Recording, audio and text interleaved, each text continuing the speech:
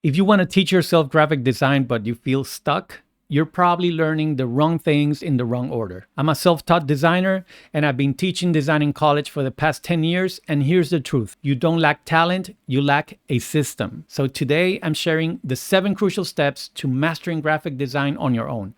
And the first step is to start training your eye. If you want to accelerate your design learning, you need to start paying attention to real day-to-day design all around you.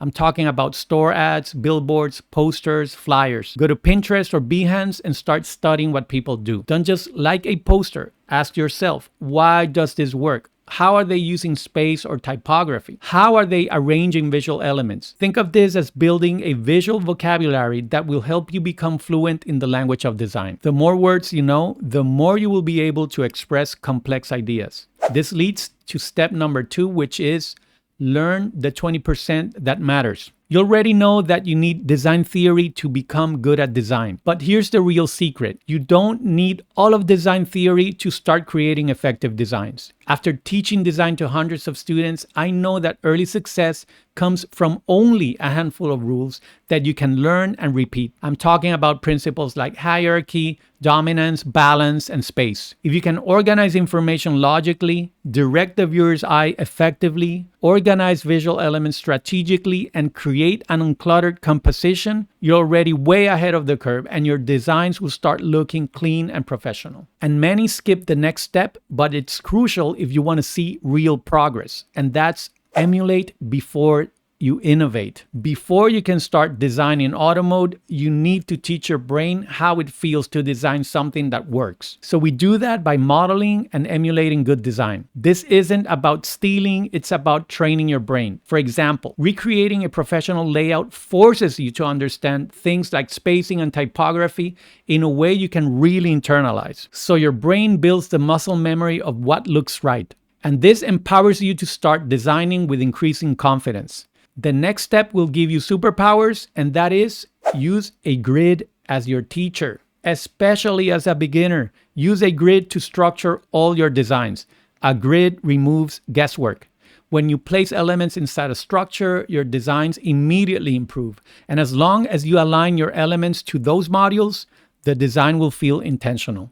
Also, one grid can give you 10 different layouts. If you want to see my entire process using a grid, I put a link in the description. Step number 5, stop learning in thin air. The truth is, it's impossible to learn a skill in a vacuum. You need to anchor your learning around a project. But don't just go for random tutorials.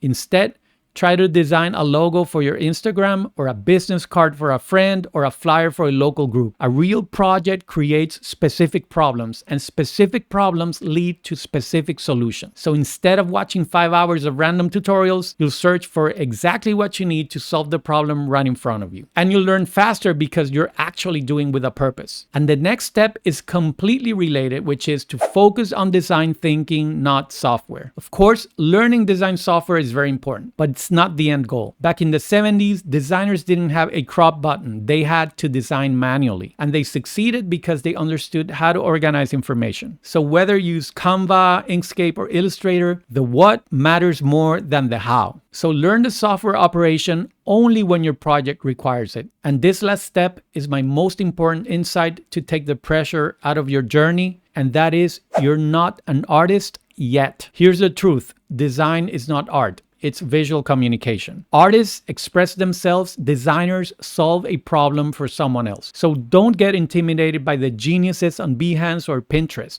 Your job isn't to be a genius, it's to provide clear design that follows the rules. Creating a design that works is not rocket science. Your design doesn't have to be a masterpiece, it only has to be effective. So in conclusion, this is my promise.